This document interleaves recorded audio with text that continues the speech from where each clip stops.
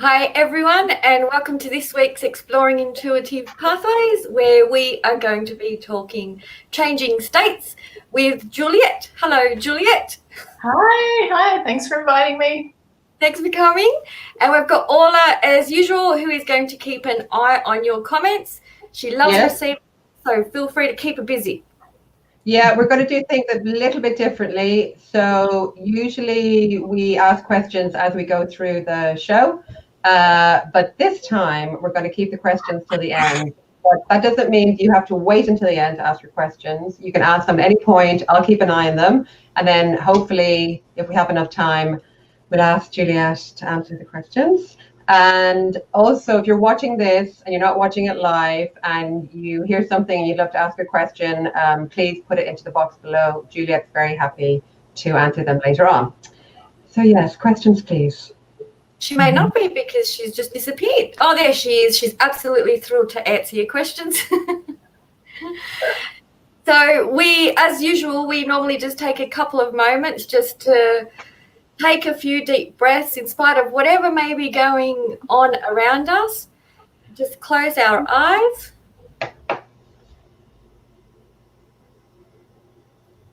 And it's just to simply take a few deep breaths just to settle ourselves into our own balance and our own rhythm.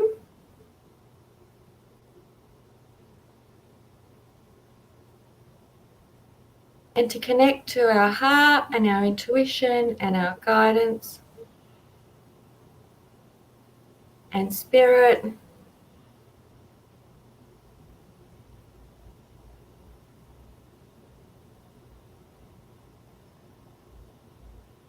And as we feel ourselves coming into balance,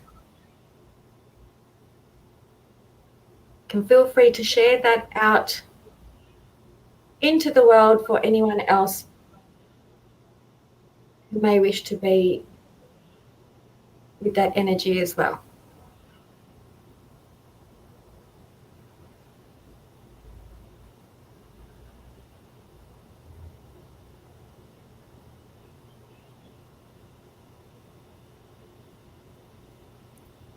So if you are all okay,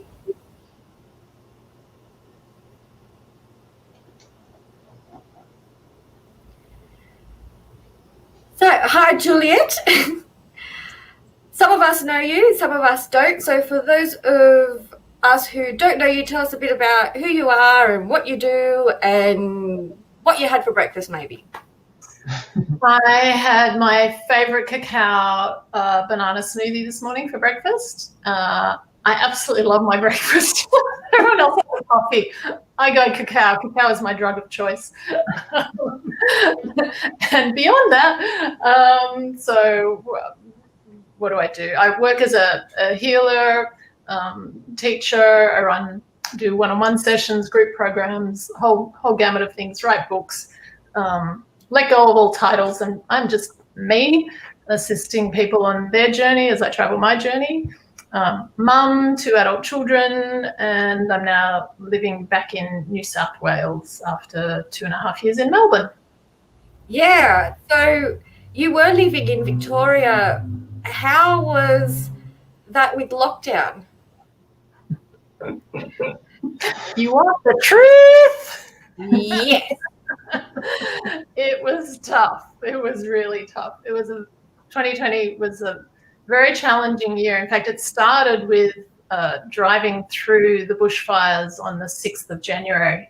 And I thought that was going to be, that was hard. And I drove back from Sydney through New South Wales, through bushfires, had a moment where I thought I was going to die, to come back to Melbourne to run a workshop the following day where everyone at the workshop was traumatized by the fires. So that was the start of the year. But then we went into COVID, into lockdown in Victoria, and we opened it up. I think we had about 6 weeks of lockdown, and then we opened up for about 3 weeks, and then we locked back down again.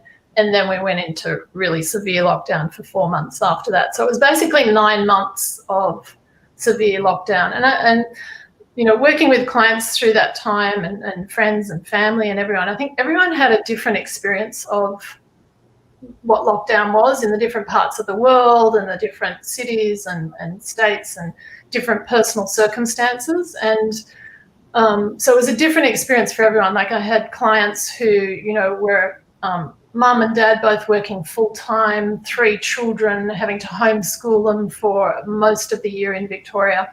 So they had a really high-pressured experience of lockdown. For me, it was really personally challenging because I was living on my own in a small apartment in a city where I didn't know anyone.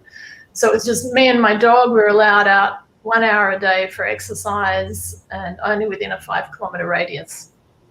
And I had 2 people that I knew in Melbourne and they were outside the 5-kilometre radius. So it was basically me, myself and I and my dog driving each other crazy for 9 months. And it was very, very isolating and really tough. And I had a couple of very close friends that helped me through it, and I had to call on all of my spiritual resources. And at the same time, I was helping a lot of clients.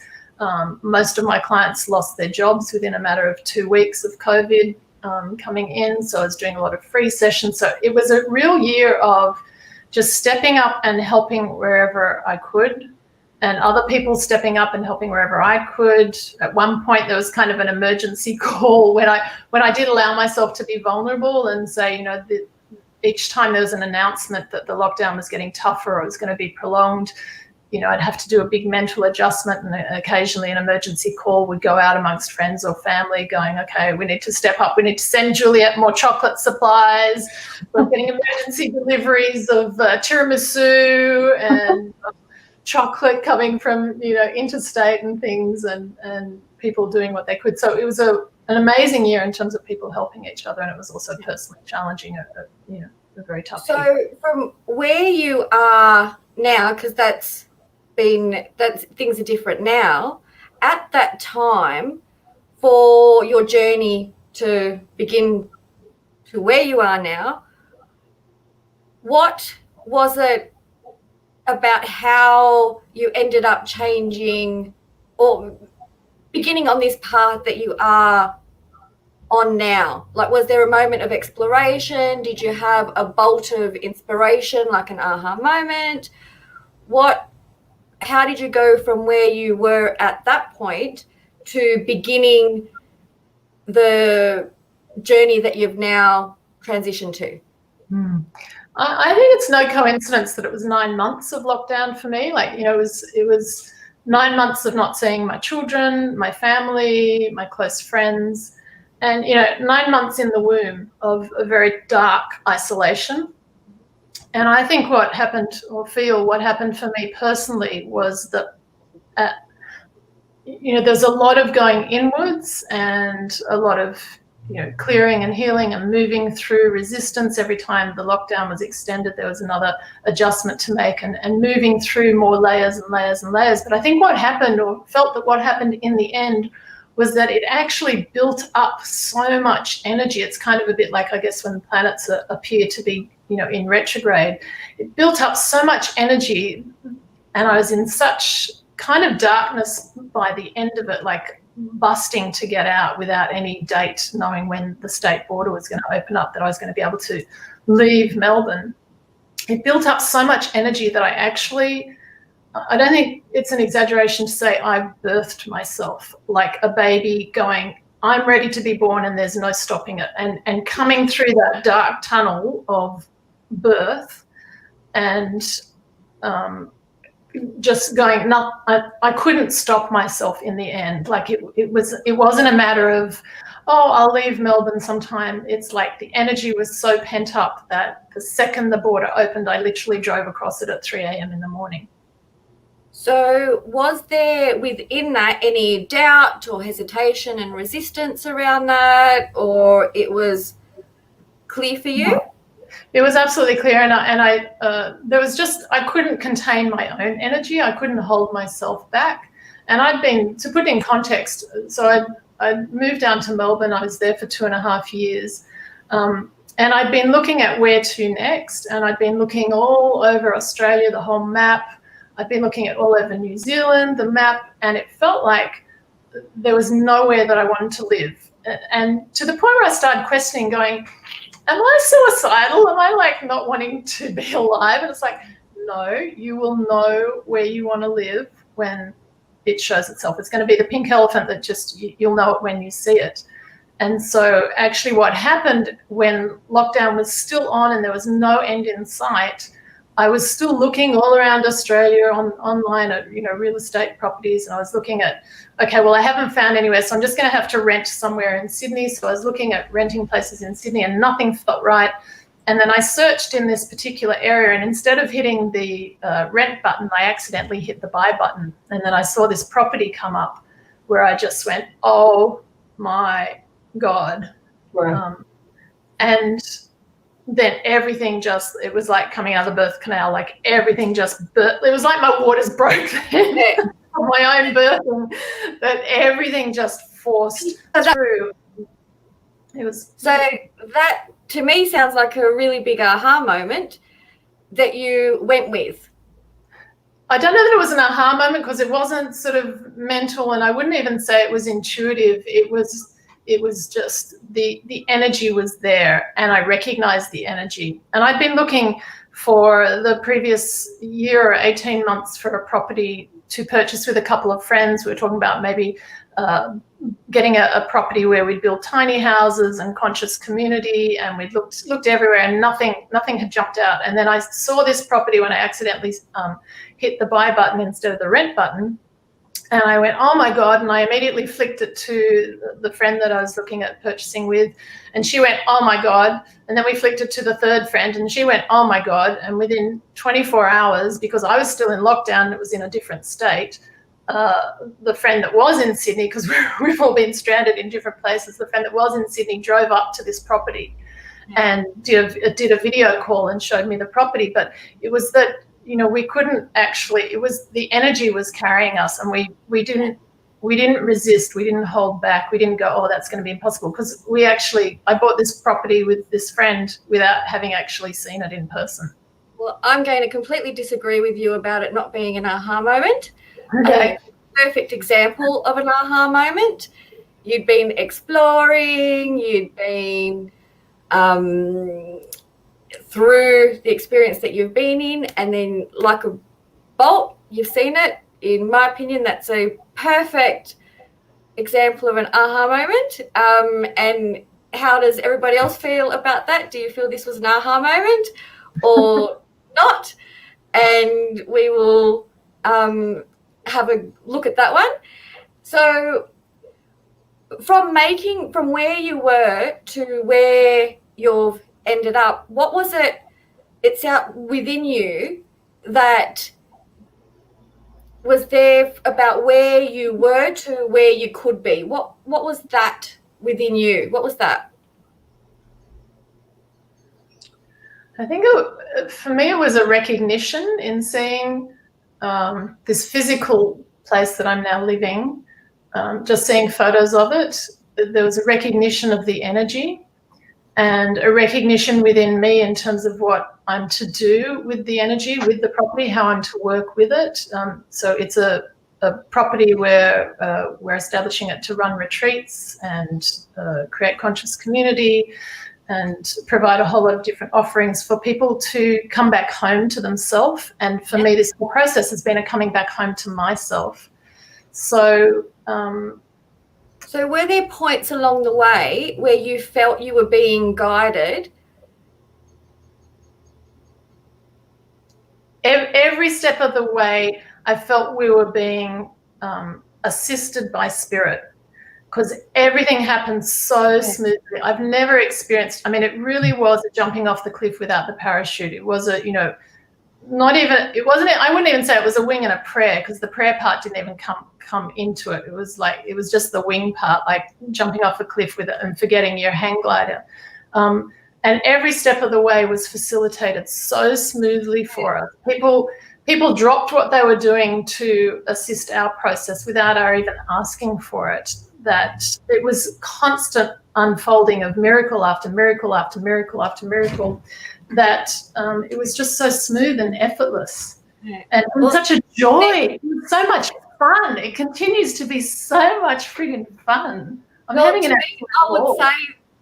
would say that you definitely did include the prayer, whether just from my perspective, and the wing and a prayer is not being attached to a specific outcome.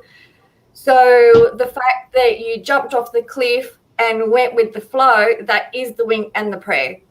Yeah. I feel that that's a really good example of actually doing that. So the next thing I'd like to ask is, within that, were there any bloopers or mistakes that you made, or turns that you went down a dead end maybe?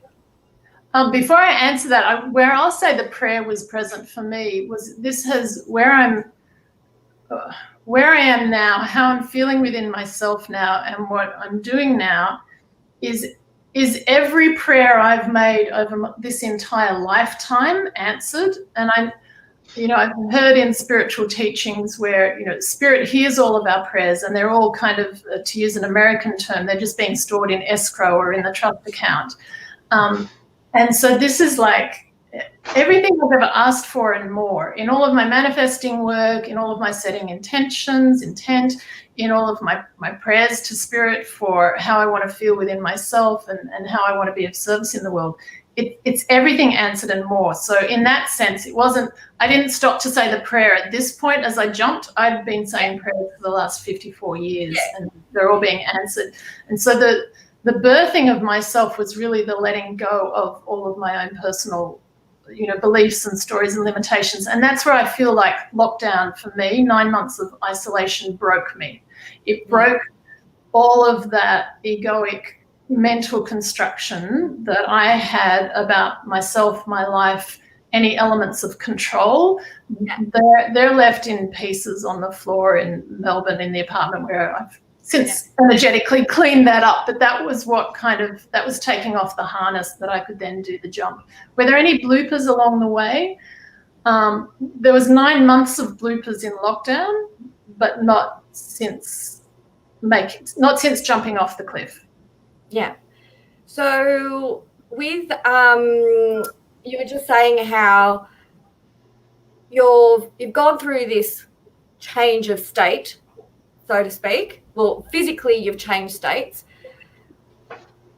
What within you has changed with that as well? Total letting go. This is where I'll say that, I needed to be broken in order to completely let go. Everything is flowing, and if it's not flowing, I just drop it. I have no attachment to outcome. If it's meant to be, it'll happen. If it's not, it won't. When you mention the letting go, the way I understand the wing and a prayer is the letting go, because the opposite to that is us controlling everything. It sounds like you went with everything that was.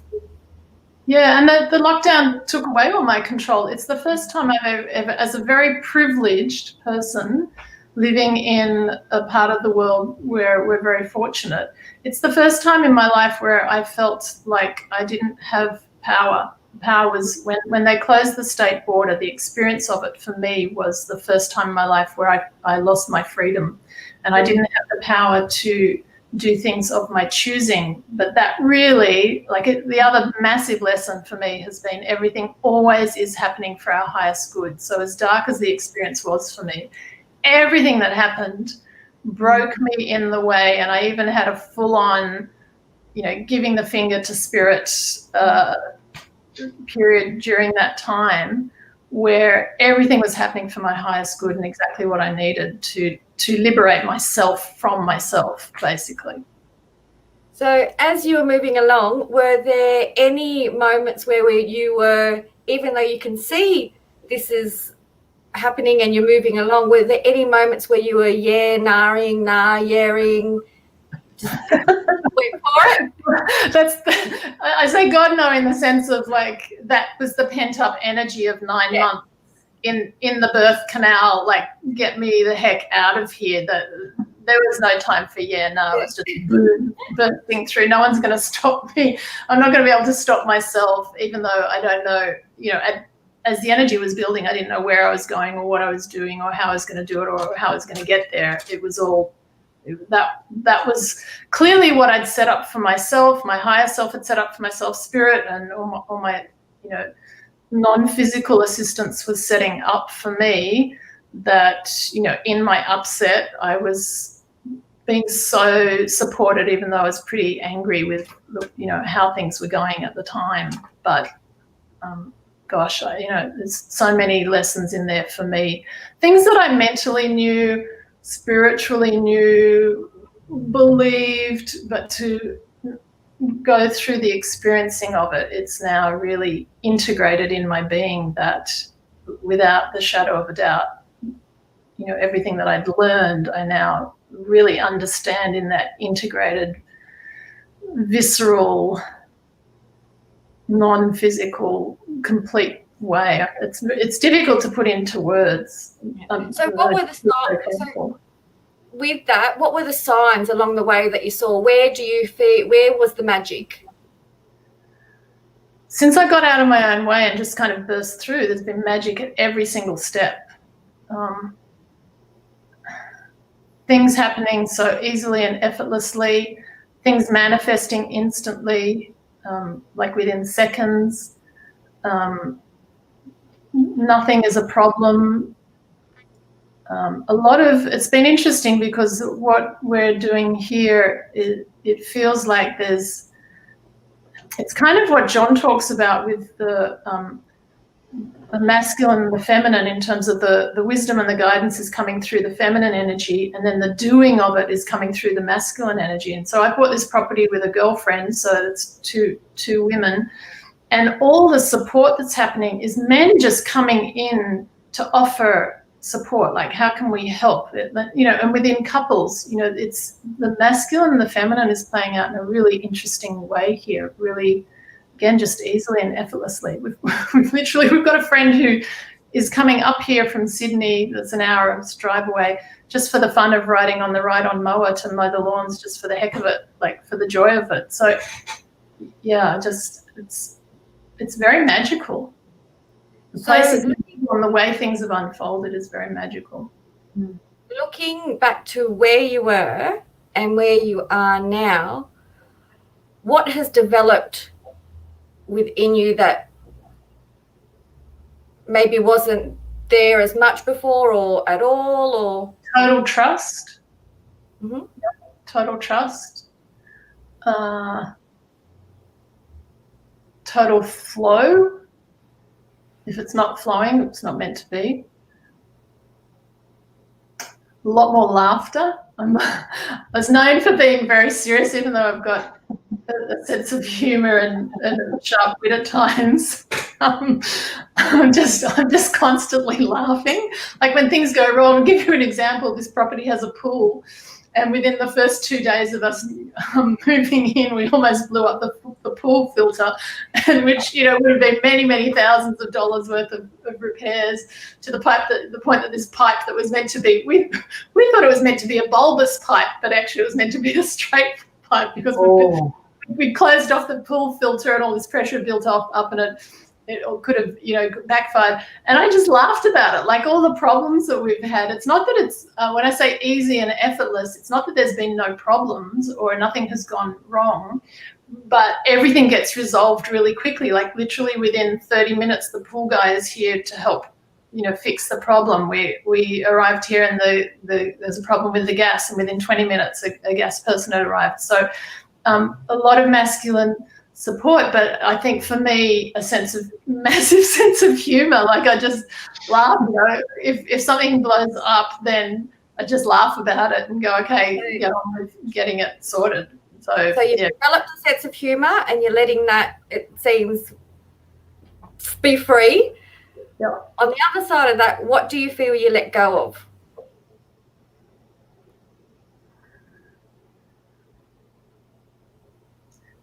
Control, and I would say me, actually, because the part of me that was controlling and needing things to be a certain way or wanting to get things right, I've let go of. I'm now living much more collaboratively in community with other people. I've just let go of my attachment to me and now flowing a lot more in service. And I really understand what John and Helen and Tony teach in terms of, our service is in our beingness, just being who we are.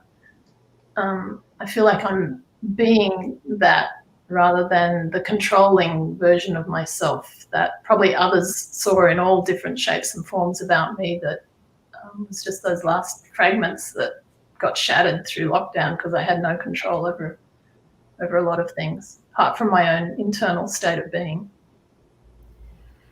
So what has been, looking back to where you were and where you are now, what's been the biggest gift? Freedom. And I don't mean in the physical sense of getting out of lockdown. I mean in the sense of free to be me. Yeah, in every sense of the word, living really unconditionally in who I be, how I be, where I be. I feel an immense sense of liberation within myself from, anything that I've been holding myself back with. And that's been that process, I think, started when I left Sydney and I moved out of, a home that I'd raised my children in. I sold 3/4 of everything I owned. It was like pulling a big tree out of the ground, shaking the dirt off it, chopping off all the roots, trimming all the branches, and then transplanting it to a city where I knew no one. That was the beginning of the process, and that was something that John had kind of assisted me to take that step. So I'd say, looking back, it's been a 3-year process, and all the years leading up to it. But then the final sort of birthing process was this year, or last year. So would you recommend aha moments, as in allowing them to be, or following your intuition when things are coming to you, and a wing and a prayer? Is this something you will recommend to others, or? Yeah, absolutely, without a doubt. It's, learning to get out of our own way. I mean, God, looking back, the way I felt within myself pre and post, I just don't know why we do it to ourselves, really. why we live the way we do. So I now really understand Helen and Tony and John's frustration with us all, and how simple it is, but we put up such barriers. I put up such barriers and blockages and interfere with things that, yes, to answer your question, I would wholeheartedly recommend living on a wing and a prayer, jumping off the cliff, flying, just letting go of everything and allowing the energy to carry you. It's a lot more fun. Well, on that note, it sounds like you've changed states physically. You've changed some states within you as well, from humour to letting go of a bunch of stuff.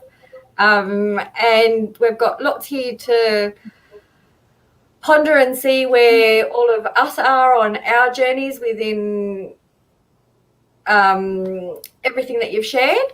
So are there any questions? We have a few. I think we can fit in a few. Earlier on, when we were talking about aha moments, Amanda just said accidentally, ? Of So course. I think you said about how you accidentally hit by. So I think I'm assuming that you're saying, well, that's kind of an aha moment when spirit tapped you on the shoulder. Absolutely. No coincidences. Like everything happens for a purpose, for the highest good. Yeah. Elaine had said, actually, I'll put this up so you can have a look. Was there a particular moment when you realized that you were in the birth canal, that the energy had reached that point?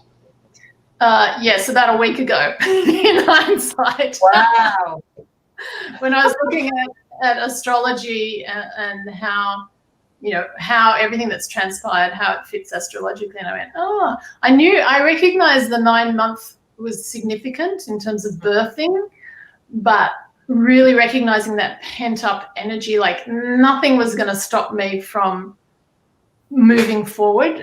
I wasn't capable of stopping myself. So it's only in hindsight that I look back and I go, oh yeah, that was like women, in labor when you're in transition and the baby's coming, whether you like it or not, and you might, turn to the midwife and say, no, I've had enough of this baby, can go back in. It's like, no, this baby's happening whether you like it or not. It's only in hindsight that I look back and I recognize that was the transition now. The other thing that, sorry, go ahead. Oh, it sounds like a within thing, not an external. Yeah. The other piece that Elaine kind of added to that, which kind of follows on, is she said, so the COVID lockdown really is the gift that allows the birthing? For me, I can't say for other people, although clients I've worked with and for friends, I've witnessed a lot of gifts come out of it, and I feel like everyone was exactly where they need to be in whatever their lockdown experience was for whatever the gift was that they needed. So yeah, definitely for me. And then the other question we've got time for quickly is Olive wants to know, how do you feel you may have felt if you'd seen the house and you hadn't been in lockdown? So interesting question. Yeah, great question.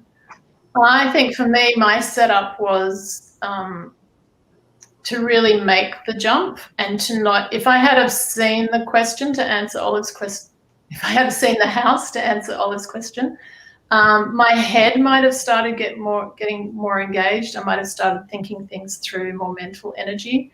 Whereas this was just like, no, I'm bursting through that house. This property is amazing. What I'm seeing, everything is flowing. It happened. People jumped to assist us to make it happen within 7 days of seeing the property online. We'd exchanged contracts.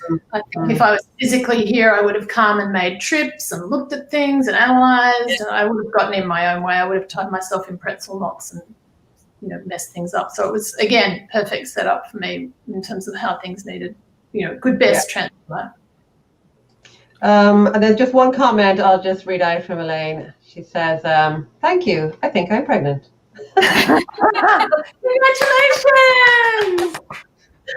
So we'll wait to hear that from Elaine.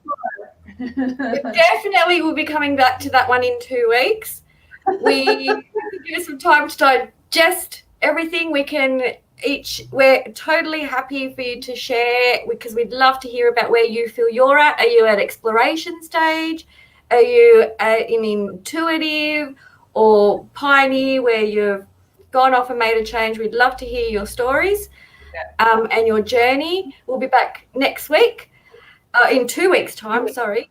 We'll be back in 2 weeks, getting all excited. We'll be back in 2 weeks, so feel free to share your experiences and where you feel you're at, and we'll continue exploring this further next time.